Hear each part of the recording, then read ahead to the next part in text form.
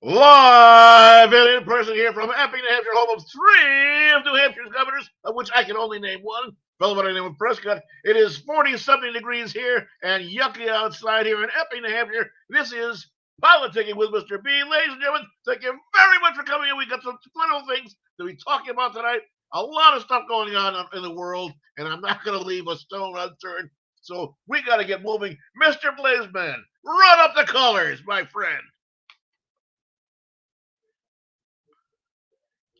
I pledge allegiance to the flag of the United States of America and to the republic for which it stands, one nation, under God, indivisible, with liberty and justice for all. And we thank you, Father God. We thank the Lord for the being of the flag, for the people who protected it, defended it, and gave us the reason to go on living in peace and harmony. Unfortunately, a lot of people didn't really get that chapter yet in history, but we're going on with things. So things are going on around here. Before I go on to anything else, I want to reach out and say hello to a great number of people, not the least of which, ladies and gentlemen, we were to have a guest on our show here this evening. Unfortunately, because of the way certain events have been going, and they will be made and brought to light when the time is appropriate.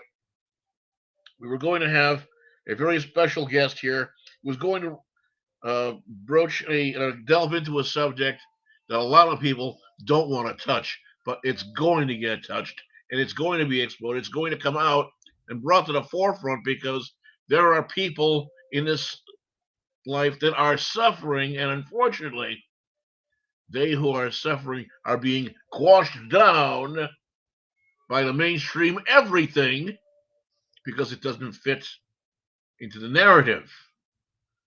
And unfortunately, it's not only this one person who's going to be a guest, but other members, and you'll get to read but to know more of it. But in the meantime, I want to reach out to, uh, we'll call this person Shelly.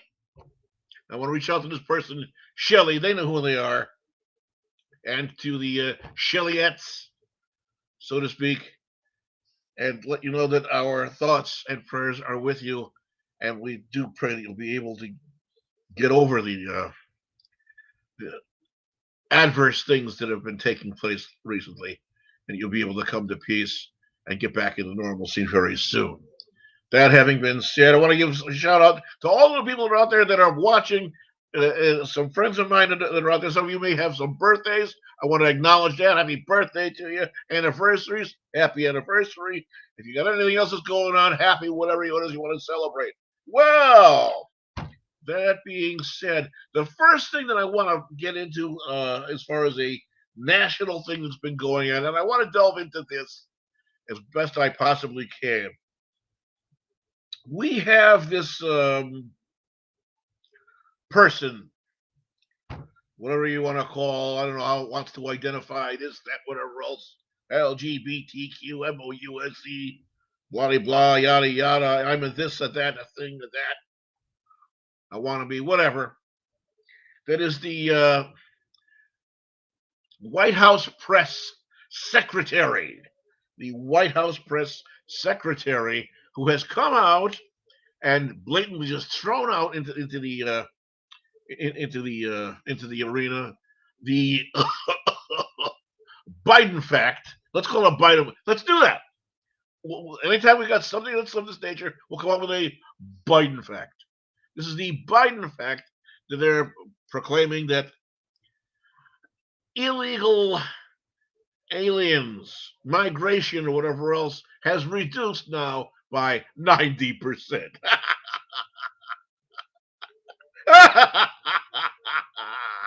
Yes, ladies and gentlemen, I gotta tell you, I I can't believe I, I can't believe having heard anything at all having to do with that. If you turn on any of the mainstream media, even showing pictures of all of these people lined up for however long, ones who have gotten across, ones who are getting ready to cross. I can't believe you know, at all, that they have the audacity to try to hoodwink the people into thinking that, oh, the amount of people coming over the border has been reduced by 90%. What the hell are they thinking about? They're still having people bringing over the drugs, still having people bringing over people who have been once, twice, three times thrown. And don't say it's not happening. Don't dare say it's not happening. Because why? Because why? Well, look what we've got. We have a fellow who has been back and forth over the border, they say 5 times, who is alleged, excuse me, to have killed 5 people with a gun that he had no business having.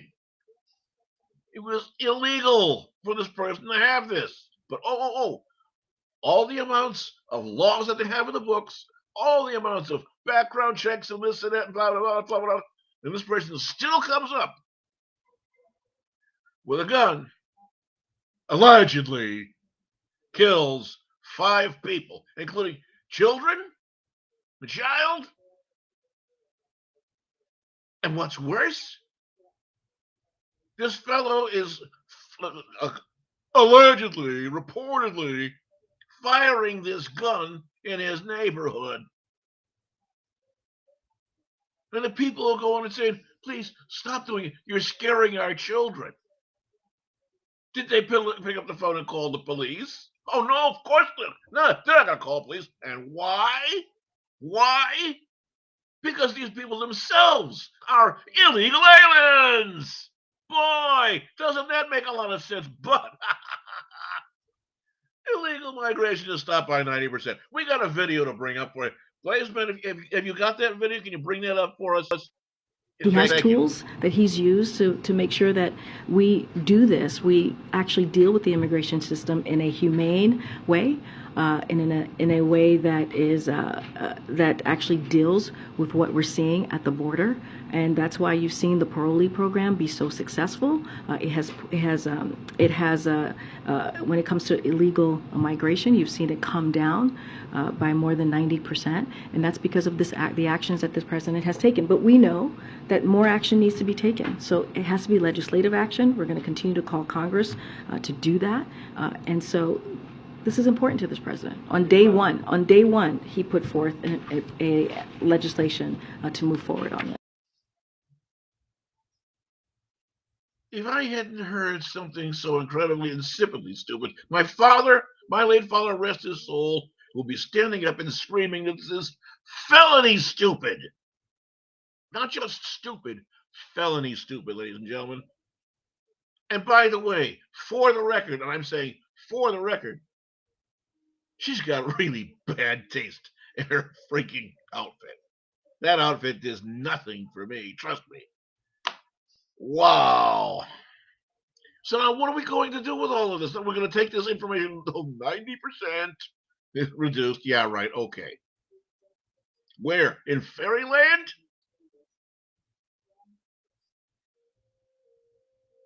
Had these people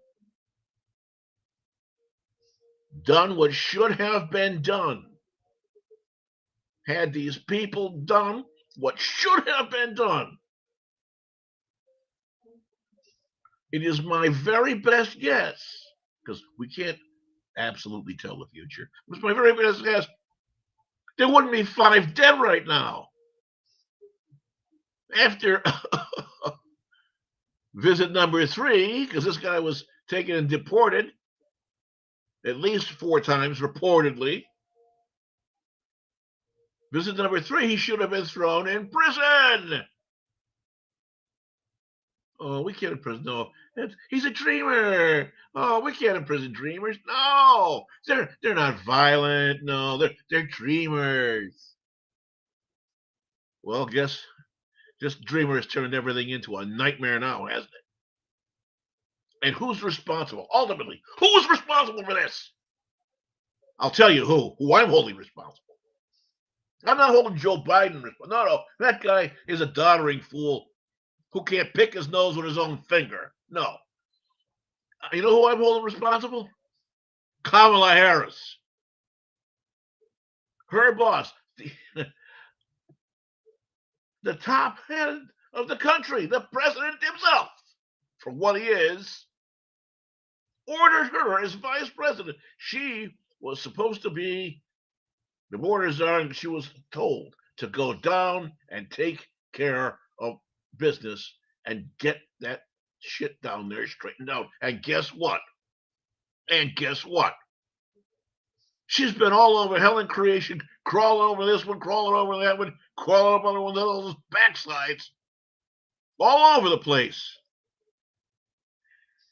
All over the place. But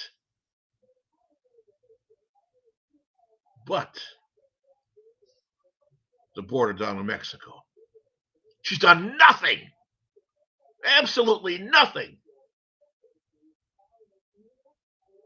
Somebody, please, wake this country up. Not woke, wake. Wake this country up.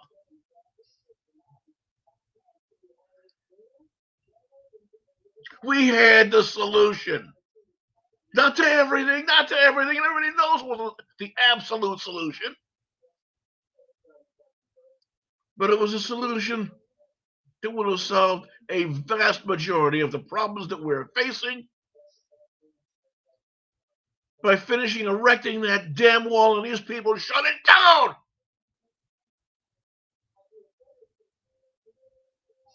Day after day after day and night after night after night.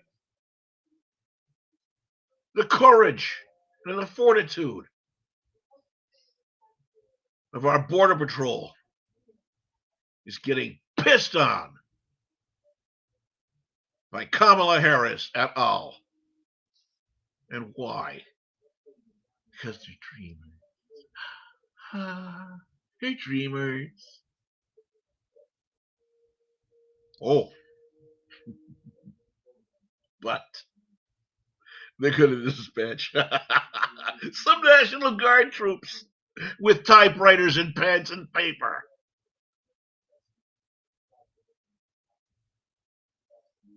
Nice of you to be taking and sending out the office personnel, you morons.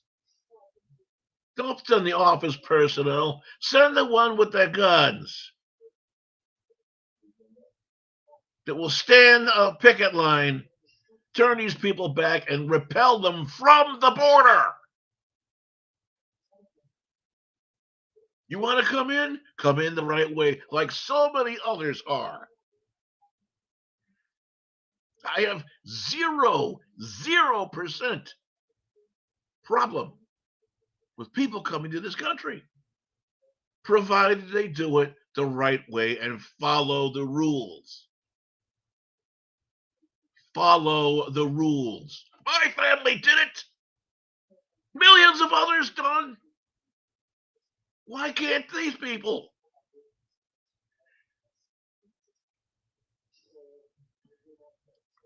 We are not a sanctuary city. I don't know about you. I haven't seen Quasimodo down there on the border going, sanctuary, sanctuary. No.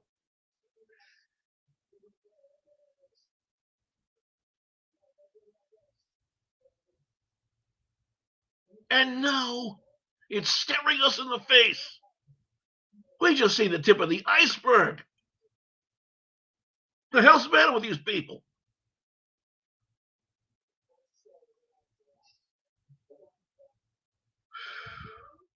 Unbelievable.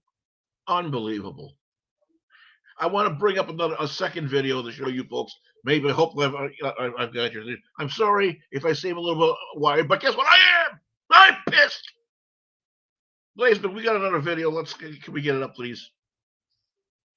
Harris and the White House. The accounts come from nearly 3 dozen current and former Harris aides, administration officials, Democratic operatives, donors, and outside advisors who spoke to CNN about the complex reality inside the White House. On one side, members of Harris's inner circle who believe she's being sidelined and set up to fail instead of being positioned to be a future president. One former high-level Harris aide put it this way, we can put this up on screen, they're consistently sending her out there on losing issues in the wrong situations for her skill set. CNN has also learned Harris has told confidants she feels constrained in what she's able to do. The mood, apparently summed up by this satirical headline from The Onion, goes like this, that Harris defenders sometimes pass around when they're feeling annoyed. White House urges Kamala Harris to sit at computer all day in case emails come through. Of course, it's not that bad inside the White House. But on the other side of things, you have West Wing staffers who say they're completely exasperated, throwing up their hands at what they perceive as some of Harris's awkward mistakes, including some cringy answers on Israel and the border crisis. Sources tell CNN there's also the belief that Harris's staff has repeatedly failed her and left her exposed. I'm joined now by the journalist behind all of this reporting, CNN senior reporter Isaac Dovere. Isaac, great stuff as always from you. Let's begin with what's going on with Harris's office. What's with all the finger pointing behind the scenes? As I was describing it to somebody, this is what political reporting was like when we were on Earth One, right, before Donald Trump came along. Sometimes this goes on behind the scenes at administration, and so it's not too surprising that it's happening now, but very interesting. It does, but of course the particular situation here is that Kamala Harris is perceived as someone who is likely to be running for president in the future. Why is she perceived that way? She's run in the past. She's the incumbent vice president. Also, Joe Biden will be 82 years old in 2024. He says he's running for president, for re-election. There's no reason to not take him at his word, but if that doesn't turn out to be the way that things go, she could be running for president in a year. Right. This could be, and she could be on the ballot herself, if not as the presidential nominee, as Biden's running mate. Again, needing to validate someone who'll be saying to the country, keep me in power. Okay. You've heard all of that. No, they're putting me into things. Like they're putting me in places where I can't win. It's beyond my skill set. Reciting the ABCs and 1 through 3s are too beyond her skill set, if you ask me. Hasn't got enough brains to fart if she ate a can of beans, let alone do anything as a deputy head of state. Unbelievable. She's turning around and blaming anybody and everybody, even her own staff. She's saying her own staff is stabbing her in the back, setting her up to fail. That's the staff members that have chosen to remain. How many of you remember when she came in, when the Biden administration came into play, she got in a very short period of time, they put revolving doors in the end of the West Wing for Kamala's office, people. Nobody wants to stay around. Nobody wants to stick around her. The best I could possibly imagine to describe what this working for this woman must be like is something. I had a cousin of mine who used to say that this is seagull management. Fly in, drop shit everywhere, and shit all over everybody and everything, and then fly back out making a lot of noise. That's exactly what it sounds to me like Kamala Harris is and does as an administrator of our government. There is nothing you could do to possibly convince me that she's done anything. And listen to the lady speak when she's going through interviews. She talks in the most circular of logic I have ever seen in my life. I have a niece, or I should say had a niece. I'm sorry. When she was 3 years old, something like that, had this, oh, you got this nice toy. Yeah, where'd that toy come from? Oh, it's about that, turn around. You sit there, you listen to her go on for about half a minute, 45 seconds, and it came back to, well, I have this because I have this. And then put it down and go walk out and get a lollipop. This lady hasn't got enough, I said it before, I'll say it again, hasn't got enough brains to fart if she ate a can of beans. And she's going to be the running mate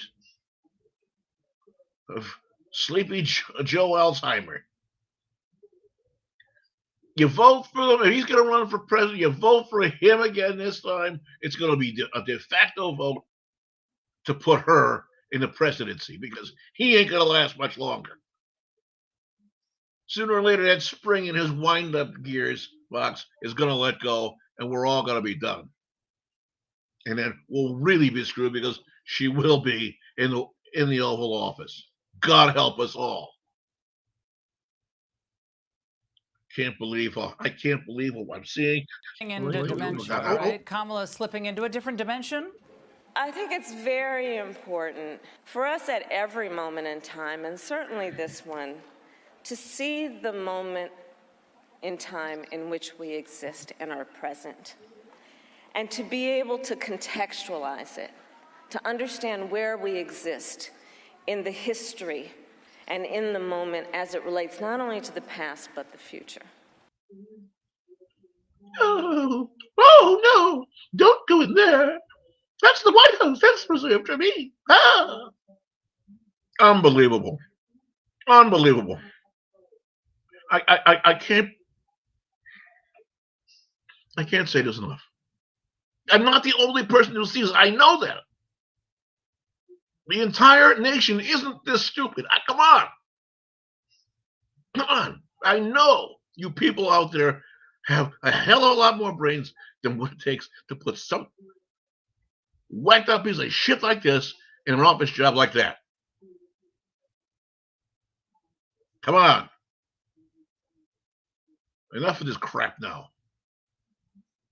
We certainly don't need her around anymore. She's done absolutely nothing.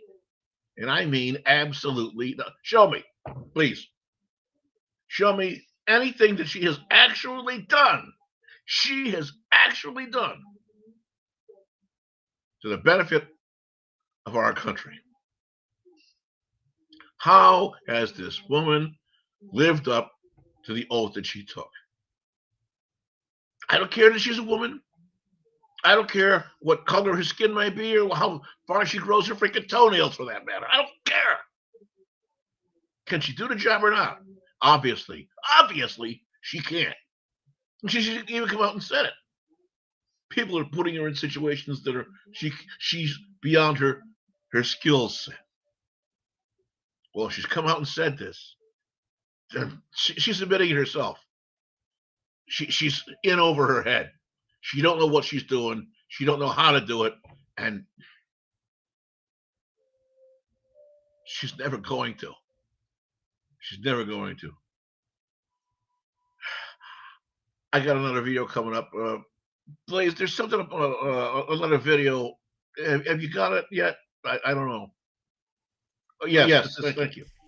My fellow Americans, words have many meanings, and sometimes instead of conveying our meaning, they can suggest other meanings. When we talk about the children of the community, they are children of the community. Well, we are the United States of America because we are united.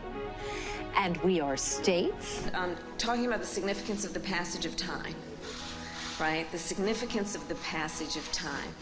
So when you think about it, there is great significance to the passage of time. Whatever we have in store cannot be known. The past was once the future. The future is, I should say, unknown. We got to take this stuff seriously as you are, because you have been forced to have to take it seriously. Obesity is a serious disease, and it needs to be taken seriously. You need to get to go, and need to be able to get where you need to go to do the work and get home. I hope that clarifies the issue, and this can be the last word on those words. Certain issues are just settled. Clearly we're not. No, that's right, and that's why I do believe that we are living, sadly, in real unsettled times. Yes, sadly, in unsettled times, absolutely. And by the way, here's the cookie. Oh, wow, look, there's a cricket. Wow. And this is our vice president. Ladies and gentlemen, if I were in a courtroom at this point, it would behoove me to, and I were an attorney, to rest my case. I mean, they have a saying: Res ipsa loquitur, which means the thing speaks for itself. Kamala Harris, this thing speaks for itself. She doesn't know what she's doing. She's incompetent. She's in over her head. She does not belong in federal government. She's even said so, saying that people keep putting her into situations that are beyond her skill set. Well, then why the hell are you going to get out on a re-election ticket? That having been said, ladies and gentlemen, I'm coming up. I'm going to be taking a break here for a couple of minutes. I got to go do a little pickle. In the meantime, when we come back, we're going to have a discussion. You'll never believe what we're going to be discussing when we come back. Blazeman, if you want to give a little 3 or 4 minute adios of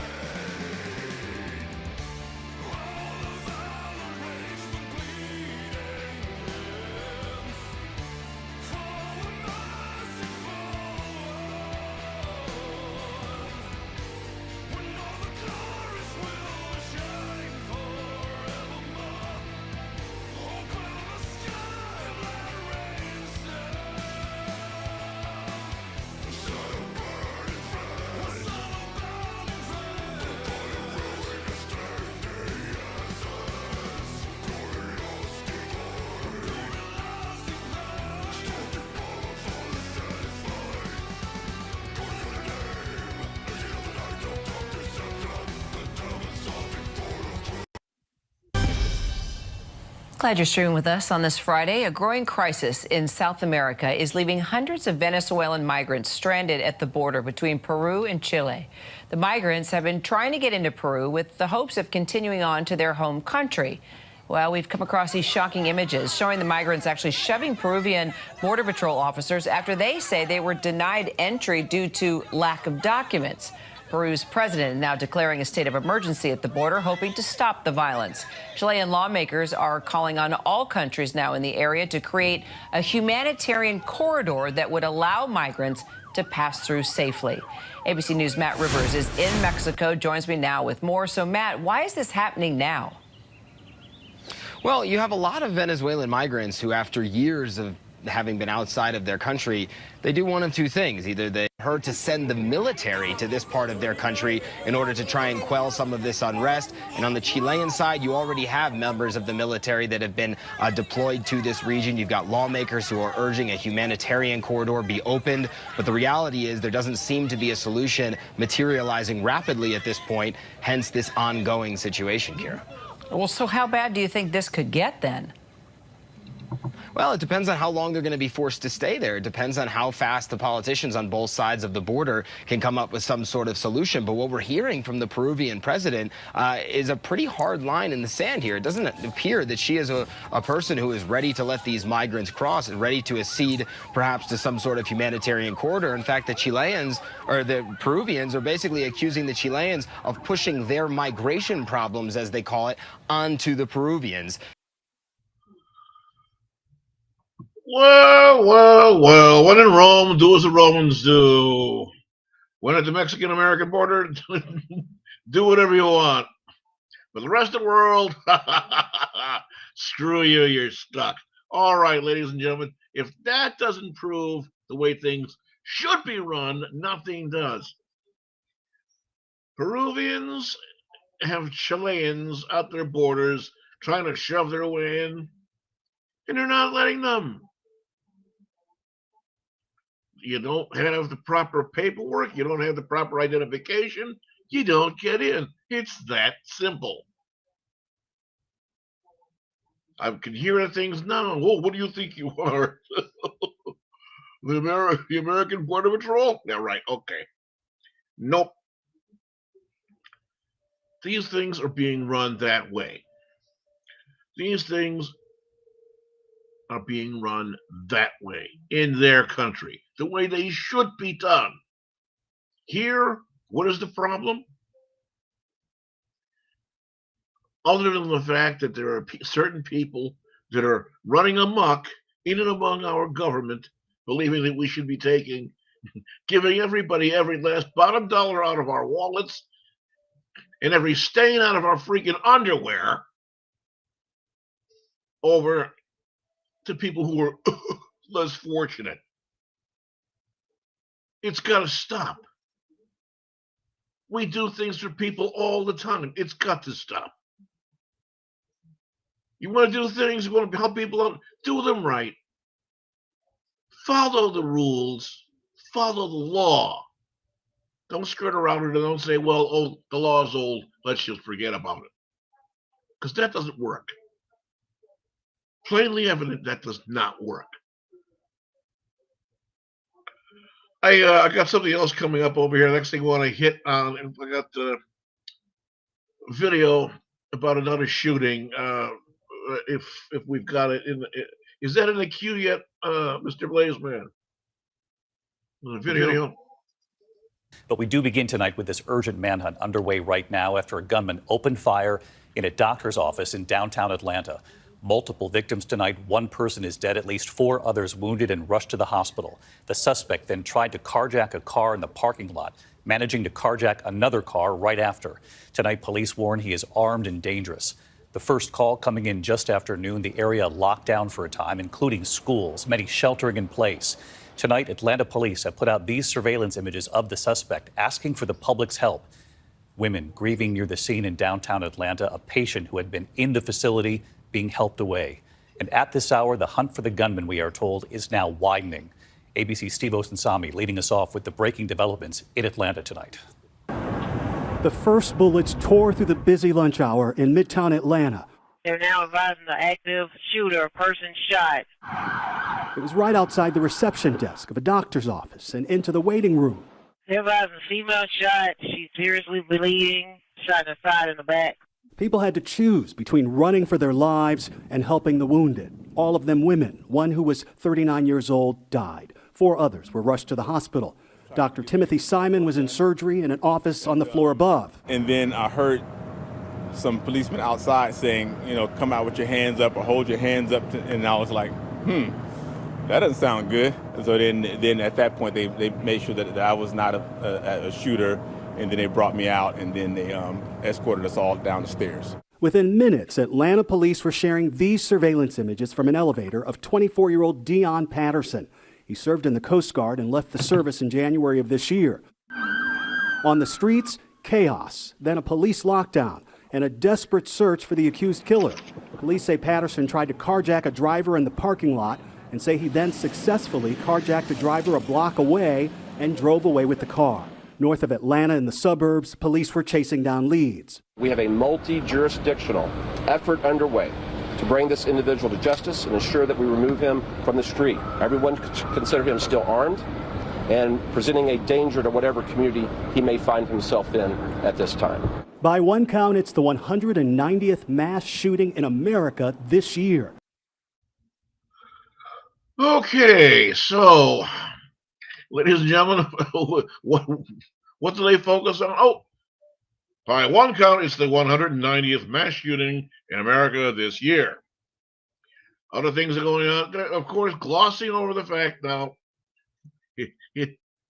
another one that doesn't meet the narrative. They're not talking about what this person's race was, what that person's race was, whatever else. These were people. Thank God. Thank God. We're not talking about who the race was. These are people. Convenient that this person went and did a shooting in a medical center where there were doctors that could start bandaging up the people he shot.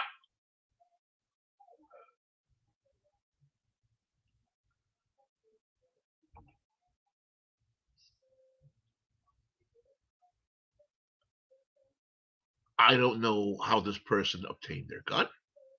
I don't know where the ammunition came from. I don't know what form of gun this was. We didn't hear, did we? We didn't hear. I'm sure if this was a long arm that looked something like an AR-15 or an M16, they went all over that. We didn't hear that. What kind of gun was this? Where did it come from? What about this person? What do we know about this person? You can't tell me they don't know anything. Well, of course, I'm sure they get certain things, and they don't want to say too much and let all the information out.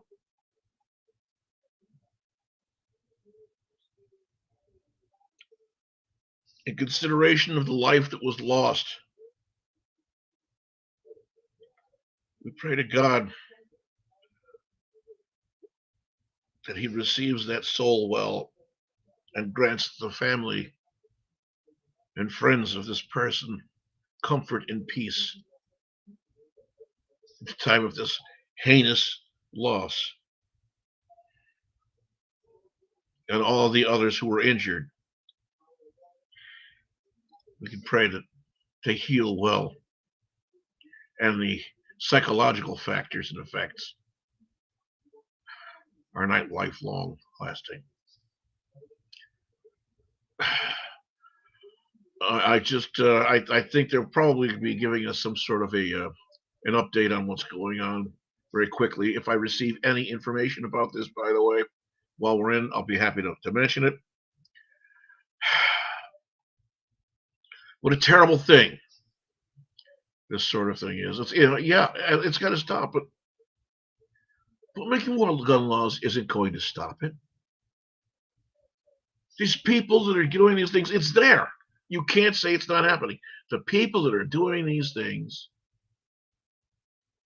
largely are obtaining the guns illegally or under false pretenses.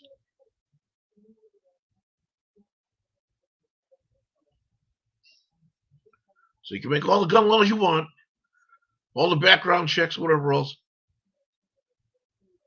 You want to do something? You want to do something to fight against this? Rein it back in. Start dealing with the mental health problems.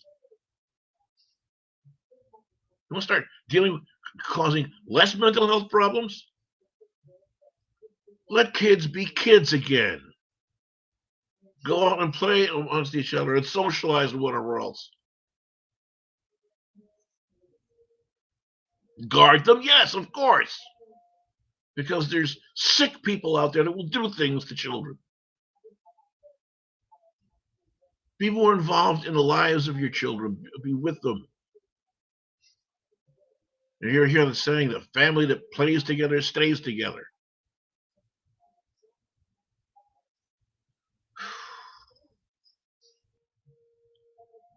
You're going to do these things. You've got to take control of the situation with your family. Spend more time nurturing the children, teaching them, showing them things. Don't have a child, wrap them up in diapers, turn on the television set, and leave them sitting in the living room for 8 or 10 or 12 hours a day. Be part of their lives, part of their upbringing. Show them what is right and wrong. Talk about God with them. We've got to.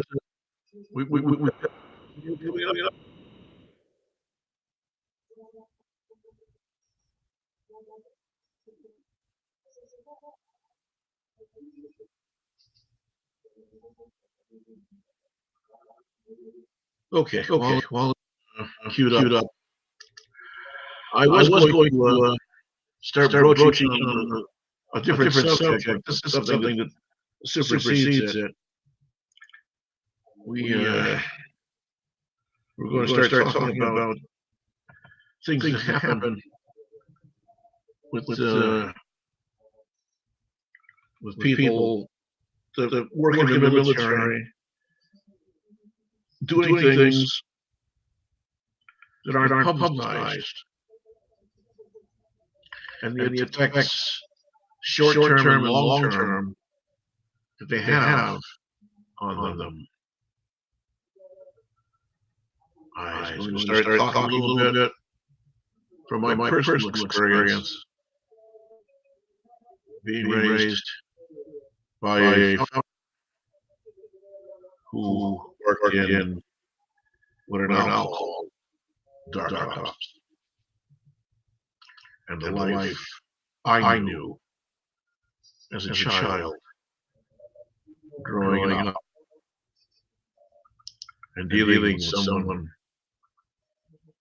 who had no means of dealing with post-traumatic stress. Yes, we have a message from Mr. Sousa. I know. We have the echo going on because we've got a video screen in the background going on. We're waiting for police to come up to fill us in on the investigation for this terrible shooting that happened.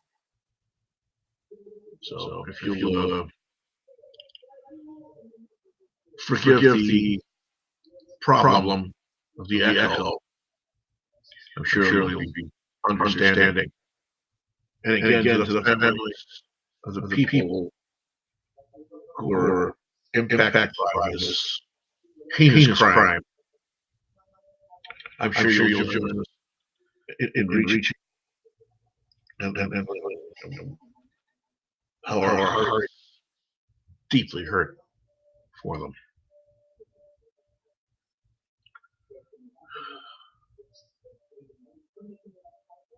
I certainly hope we get this going soon.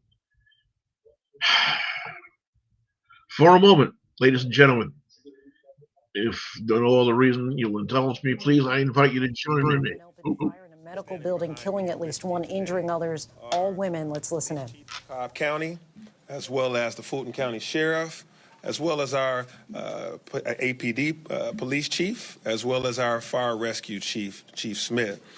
I want to thank also our local college police offices and also our Atlanta Public Schools Police Office, as well as neighboring jurisdictions, the state of Georgia, and the federal government that has all chipped in on this support today.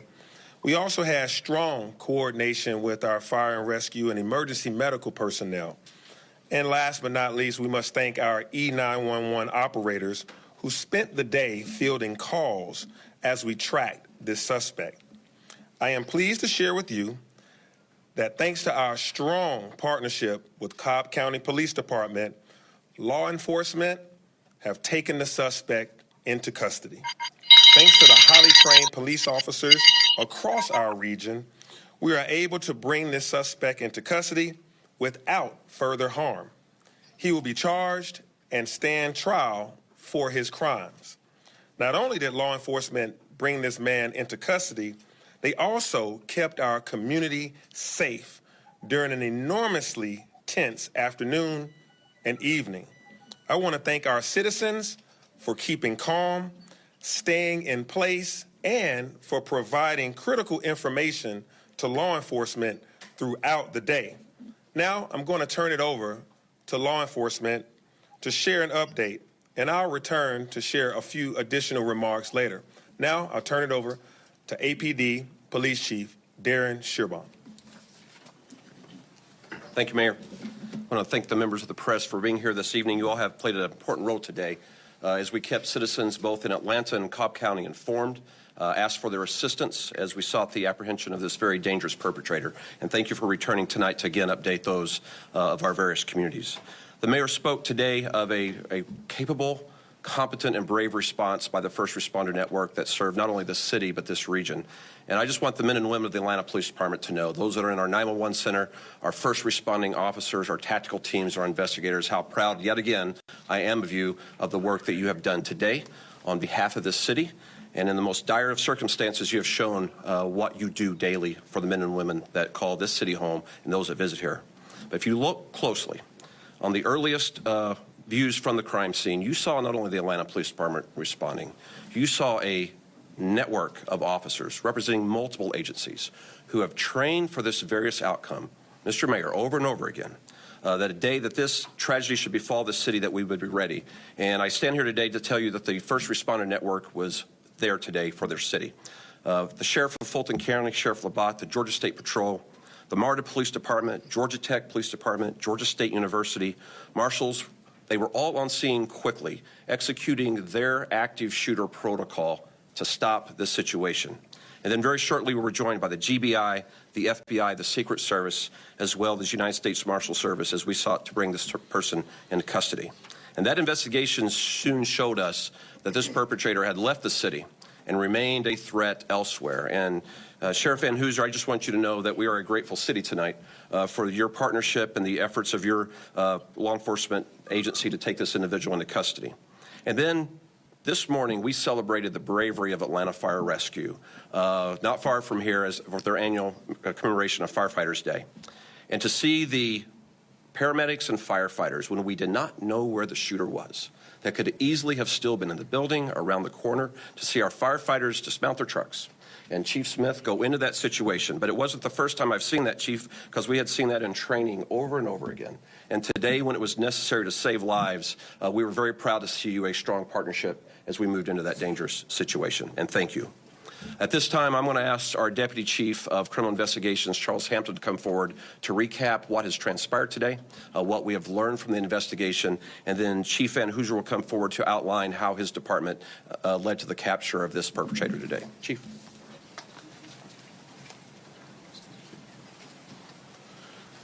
Good evening. What we do know, we know that shortly before noon, the subject entered into 1110 West Peachtree Street and went to a medical center inside the building. It was shortly thereafter that he shot our first victim, and then the first 911 call came after that. He spent about maybe 2 minutes inside the building where he then exited on foot. And what we were able to pick up on the camera network system is that he went to a Shell gas station where he commandeered a vehicle. That pickup truck was left running unattended. And he took that vehicle. We were able to, again, use video to obtain a tag and immediately place that tag into our LPR system, our license plate reader system. And so at that time, we had to really do some work to figure out where he was at. There was a series of search warrants drafted.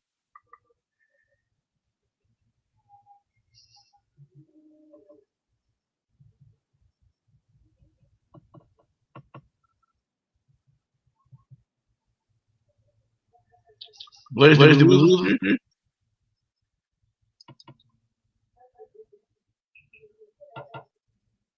Yeah, we did. We lost their feed. Yeah, like their feed went out, not ours. Well, those things having been said, I think we can wrap this up.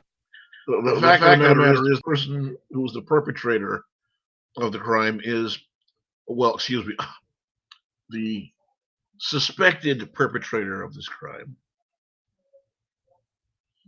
is in custody, and the law enforcement people, the first responders, firefighters, medics, everybody else who was there, they said they even had the Secret Service, the FBI, whoever else, did a wonderful job doing it. I have absolutely no problem. To them, we give them bell of the night for them, for all of the work that they've done. God bless them all. It's a difficult thing now, unfortunately, is going to come the rest of the job, where they're going to have to prove all the things, gather all the information. This is something that's not going to be done overnight. It's going to take an awful long time.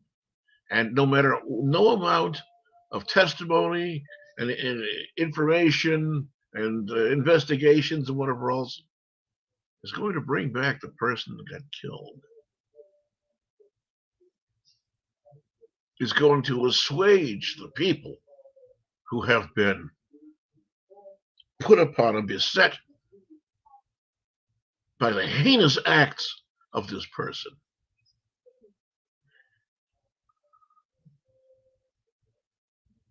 This is something that is going to continue. It is going to continue until our people in the right places who can make the right decisions get off their ass, wake up, and start dealing with what needs to be dealt with. The mental health issues and problems. Look at the issues. I'm not going to pussyfoot about the damn thing. The mental health problems plaguing our nation, plaguing our people. I was talking before about families becoming families again. How about neighbors becoming neighbors? When's the last time any of you folks out there went over and just talk with your neighbor? Maybe you're new in a neighborhood, maybe you're in an apartment building, maybe whatever. Maybe you don't have a neighbor, you might be in a rural area, suburban area, where your neighbors are removed. You can see the people, but you can't see their eyeballs. Get over to them. Talk. Be human beings again. Good Lord put us on this planet for a reason. It wasn't so that we all sit around and isolate. That's for damn sure. That having been said, ladies and gentlemen, I thank you very, very much for watching. If you like this, you like what you've seen, if you agree with things, whatever, please let us know. Write in, send us a message, do whatever you have to. Go to the FFN Network's Facebook page, get the link, and share this. You got a subject you'd like us to talk about, to broach, to reach out on. I'd be more than happy to discuss it or hear it or have a suggestion. If by some odd, unreasonable twist of fate you don't like what you're watching, for whatever reason, please, by all means, go ahead and watch something else. Because guess what? Life's just too damn short. And I don't want anybody hanging around here being someplace they don't want to be. Because Lord knows I don't want to be someplace I don't want to be. And if I'm someplace I don't want to be, I'm not going to be happy about it. I want to be happy. And I'd like you to be happy too. That being said, I want to reach out and extend my deep thanks to our engineer and producer, Blazeman. Thank you very, very much. I'm Mr. B. This has been Poli-Ticking with Mr. B. And we will be seeing you again next week, same time, same channel. Good night.